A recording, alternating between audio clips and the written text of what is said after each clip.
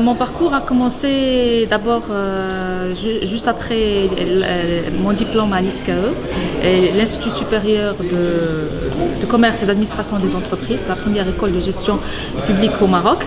J'ai intégré l'office d'exploitation des ports, qui avait le monopole de la gestion des ports au Maroc. Ça, c'était en 1999, puis en 2007, il y a eu la réforme portuaire. Donc, l'office d'exploitation des ports a disparu et il y a eu création de deux entités pour scinder l'autorité portuaire des activités commerciales. Donc, il y a eu création de l'Agence nationale des ports et de Marsa Maroc. Marsa Maroc, actuellement, c'est le premier opérateur portuaire national au Maroc. Donc là, j'ai été affectée à Marsa Maroc et depuis 2007 jusqu'à maintenant, je suis cadre à Marsa Maroc. Mes projets découlent naturellement de la mission et de la vision de Wista Maroc. Notre vision, c'est d'être le principal réseau de femmes portuaires et maritimes au Maroc, avec une mission qui se décline brièvement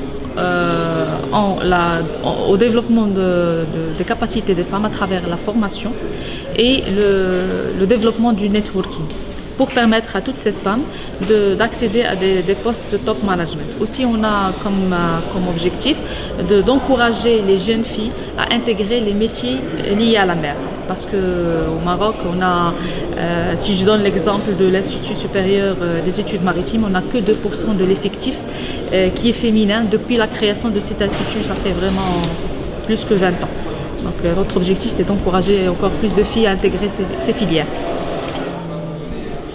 Mon rôle, c'était comme le rôle de n'importe quel conseiller dans un cabinet de ministre. Donc il y a les directions qui travaillent, mais il y a aussi le cabinet du ministre qui fait un peu le suivi de certains projets avec les directions.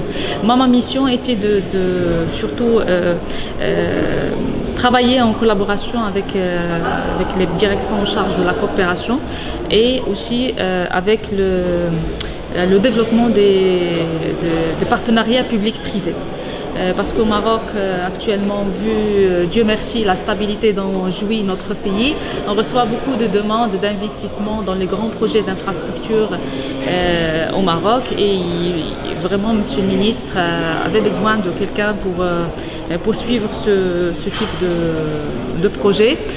Donc, ma mission, c'était de faciliter d'abord l'accueil de ces délégations, fournir les informations nécessaires et puis suivre avec les investisseurs intéressés leur démarche d'installation au Maroc à travers la mise en relation avec plusieurs autres départements, pas uniquement notre département. Il faut savoir que je suis une femme très ambitieuse. Et voilà, mon ambition, c'est vraiment d'être un exemple pour toutes les femmes qui exercent dans les métiers liés à la mer, rendre service à ces femmes parce que le constat chez nous au Maroc en tout cas, mais je pense que même à travers le monde, que les femmes qui exercent dans ce secteur elles ne sont pas très présentes dans le top management, je dis, mais dans les autres fonctions on peut bien les trouver nombreuses, mais dans le top management on n'en trouve pas beaucoup.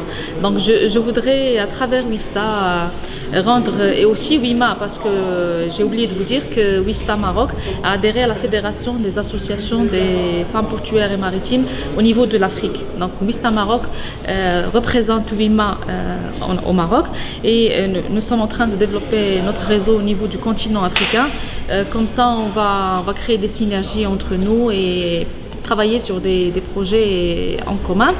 Donc l'objectif, c'est de rendre service à toute cette communauté et voir un jour au Maroc des femmes dans des conseils d'administration. On en a actuellement, on a des femmes, mais elles sont comptées sur les bouts des doigts. D'ailleurs, au niveau lors du lancement officiel de Wista Maroc qui a été fait en présence de Monsieur le ministre de l'équipement, transport et de la logistique, nous avons essayé de leur rendre hommage et on leur a décerné le Wista Morocco Award. C'était juste 8 femmes vraiment qui ont fait un parcours exceptionnel dans ce domaine. Mais bon, notre objectif c'est de multiplier ces cas et d'avoir encore plus de femmes dans ce domaine. C'est juste pour créer un peu de l'équilibre. Je n'ai rien contre les hommes, mais c'est juste pour créer un peu d'équilibre, c'est tout. Donc les carrières portuaires, maritimes et je dirais même toutes les activités liées à la mer sont des activités très très intéressantes qui se développent parce que, en tout cas, pas uniquement le cas du Maroc, mais partout, la majorité des échanges commerciaux passent par la mer. Donc au Maroc, c'est 95% des échanges qui passent par la mer.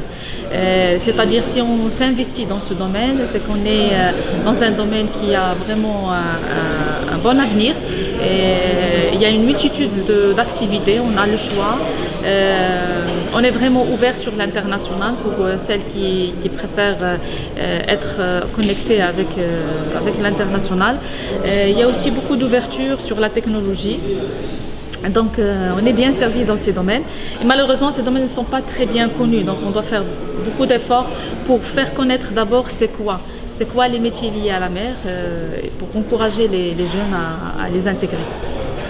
En fait, l'IPER, c'est la première fois que je suis ici pour une formation. J'étais vraiment impressionnée par la qualité des formations, la qualité des intervenants, aussi par les visites, parce que depuis qu'on est ici, on a fait beaucoup de visites de sites. Je trouve que c'est très intéressant. Et au point que j'ai pensé de créer un lien formel avec l'IPER, à travers peut-être une convention de partenariat comme ce qu'on a fait avec l'Institut supérieur l'Institut supérieur des études maritimes au Maroc et l'Association des freight forwarders et d'autres partenaires avec qui on a signé des conventions de partenariat depuis notre lancement. C'est pour surtout travailler sur des séminaires de formation pour nos membres, afin de leur permettre de bénéficier de l'expérience de l'Institut et aussi pour leur permettre de rencontrer d'autres participants parce que j'ai eu connaissance des activités de l'IPER et vraiment quand j'ai su que l'IPER a été créé pour donner un coup de main aux pays, surtout aux pays en développement et il y a aussi les pays de notre continent, ça nous intéresse aussi de rencontrer nos consoeurs du continent, à recevoir les mêmes formations et puis partir ensemble pour travailler sur des projets communs dans nos pays. Donc ça nous intéresse et dans un futur très proche, on parlera sûrement d'un partenariat entre l'IPER et Wista Maroc, pourquoi pas, parce que je pense que nos objectifs sont communs et on pourrait faire beaucoup de choses ensemble.